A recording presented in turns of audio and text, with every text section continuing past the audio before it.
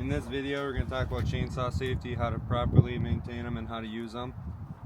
We have our common chainsaws that we have at the shop. Is usually a 461 or 462.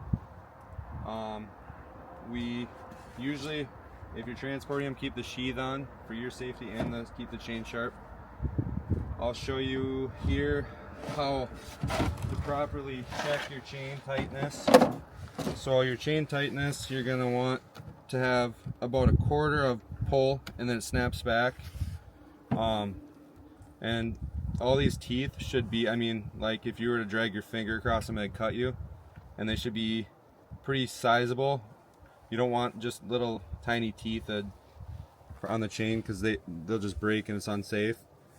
This is a pretty fairly new chainsaw chain. This chain right here is obviously what you don't want, like that, where it's just there's sag down there.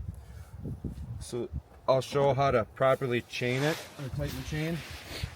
So you have these two nuts, and we have this tool that's made for the chainsaws. It's a flat head and then the hex head on the bottom.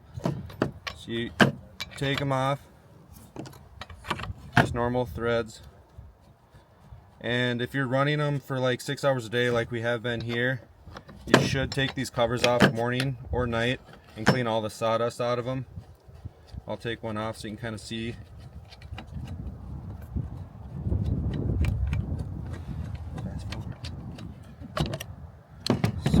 See how there's all this dirt or sawdust in there?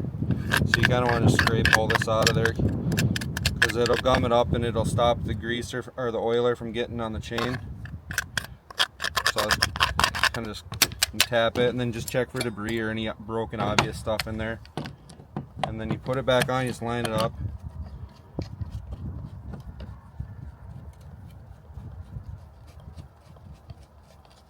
And by hand tight, and then you can take this screwdriver, and there's a little flathead in there, and to tighten it, you go clockwise, and you can see that the chain's already starting to pull the slack out, and you want to go till it's just a little over what you want, because then when you tighten these down, it takes the rest of the sag out.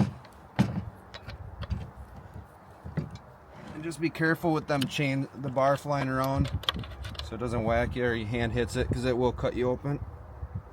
So you're right to where you want to be.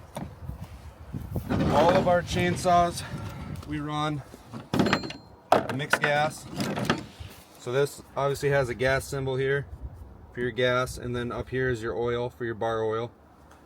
So this is mixed gas, obviously.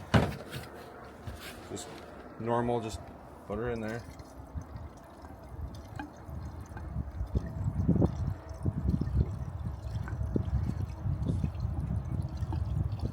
Try not to spill as little as you can.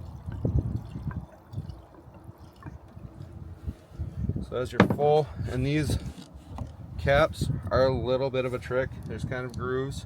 You gotta drop it in there, and once it kind of falls in like that, it'll just fall in, and then you twist it the rest of the way, and then snap that shut. And same idea over here for taking it off. Just lift that tab up, and then your bar oil. And this is kind of a trick, because it comes out like a mess. You always want to stop a little bit before the top, because it will just keep going. So we're going to start the chainsaw.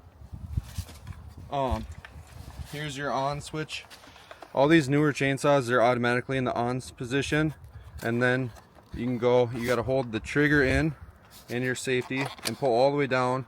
That's your choke.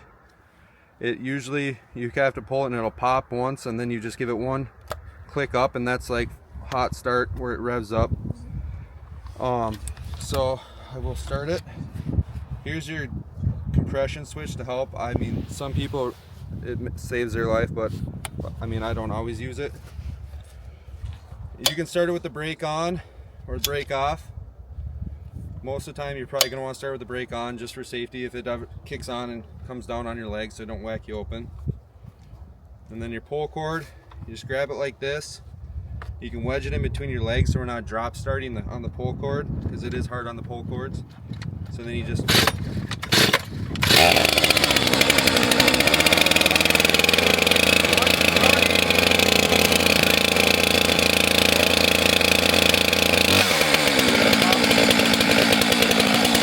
shut it on, push it up, and it'll go right to the start position.